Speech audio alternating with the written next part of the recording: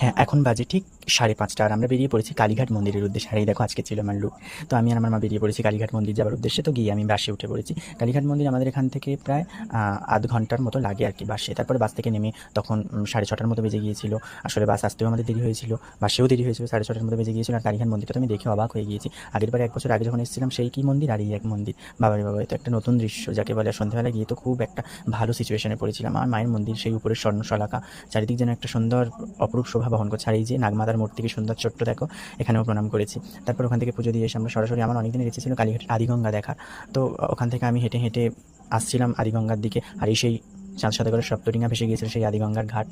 যাই হোক, আমার বেশ গঙ্গার বক্ষে দিয়ে একটা ব্রিজ ছিল, সেই ব্রিজটার উপর দিয়ে আমি একটু হেঁটে গেলাম। তারপরে পুজো টুজো দিয়ে আমরা সরাসরি চলে আসলাম খাবার দোকানে। খুব খিদে পেয়েছিল।